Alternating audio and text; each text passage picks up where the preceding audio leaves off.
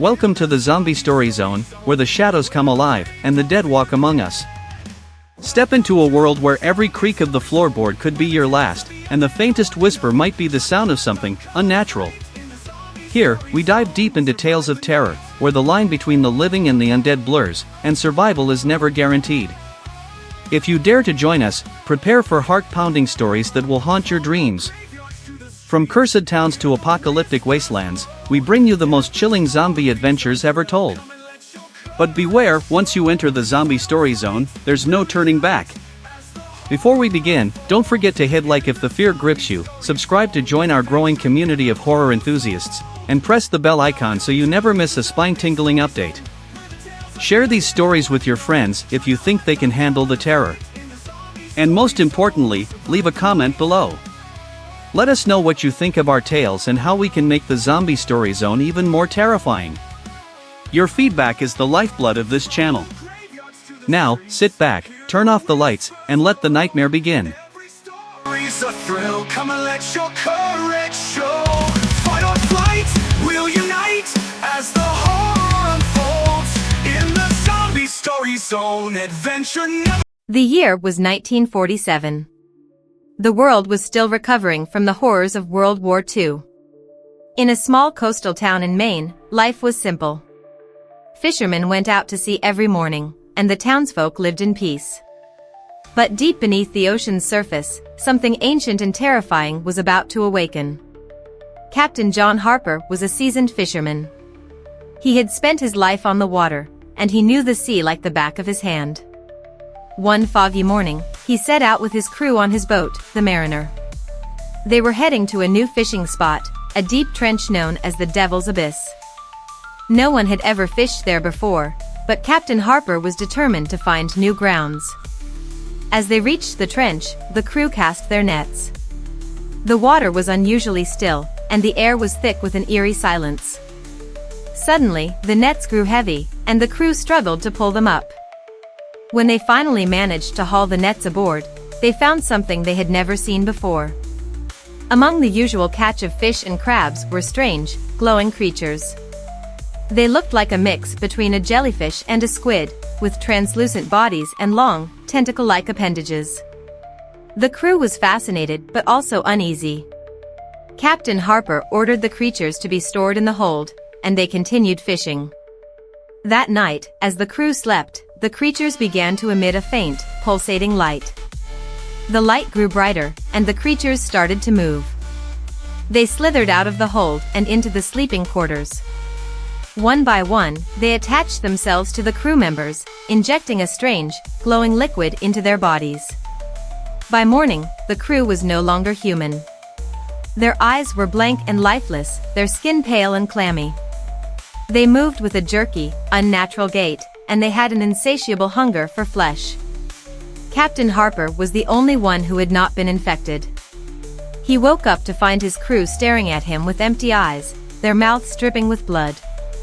Terrified, Captain Harper locked himself in the wheelhouse. He radioed for help, but the only response was static. He knew he had to get back to shore, but the infected crew was banging on the door, trying to get in. With no other choice, Captain Harper steered the boat towards the coast, hoping to find help. When the Mariner reached the shore, the town was just waking up. Captain Harper jumped off the boat and ran towards the town, screaming for help. The infected crew followed, their movements slow but relentless. The townsfolk were horrified by what they saw. The infected crew attacked anyone they could find, biting and scratching, spreading the infection.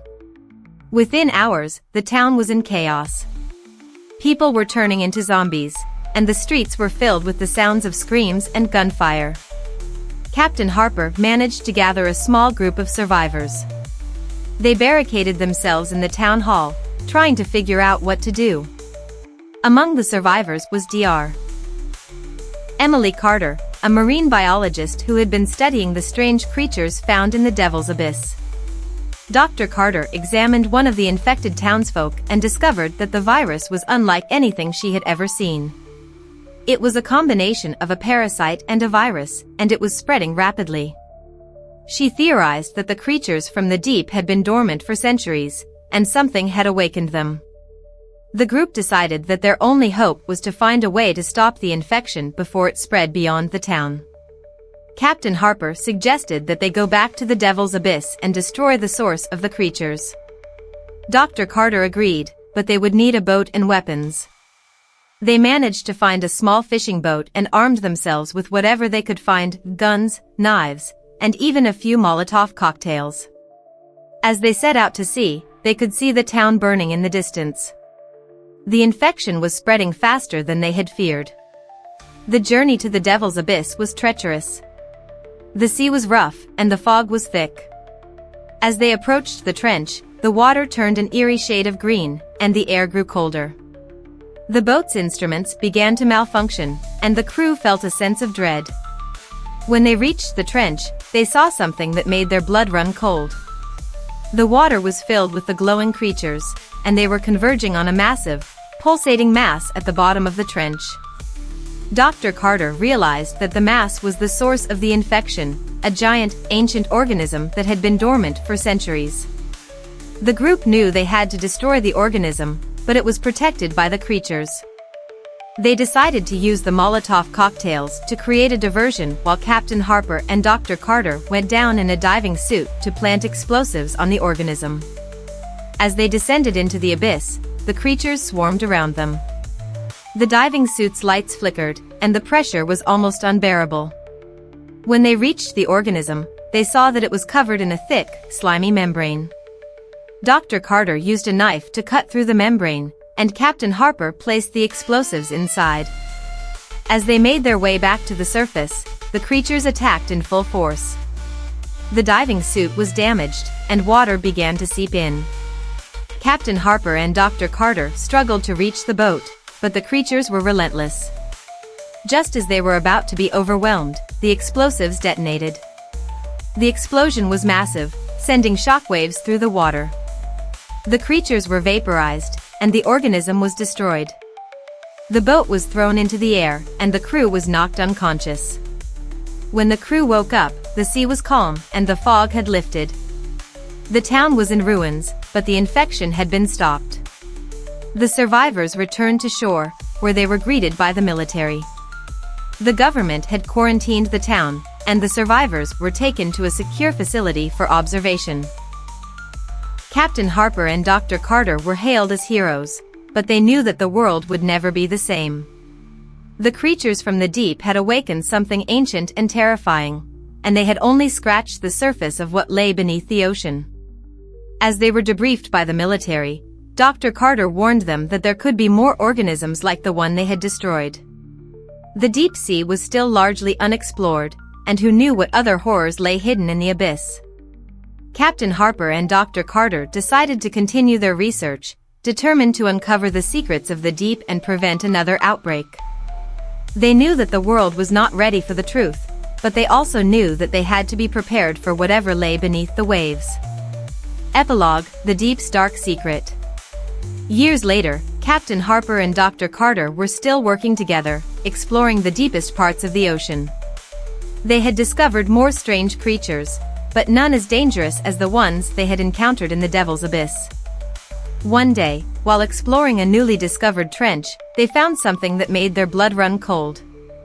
It was another organism, even larger than the one they had destroyed. It was dormant, but they could feel its presence, like a sleeping giant waiting to awaken. They knew that they had to destroy it, but they also knew that they couldn't do it alone. They contacted the government and warned them of the danger. The military sent a team to assist them, and together, they prepared for the battle of their lives.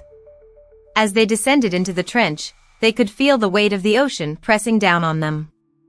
The organism was massive, and it was surrounded by thousands of the glowing creatures. The team knew that this would be their most dangerous mission yet. But they also knew that they had no choice. The fate of humanity depended on them. As they approached the organism, they could feel its power, like a dark force waiting to be unleashed. With a deep breath, Captain Harper and Dr. Carter planted the explosives.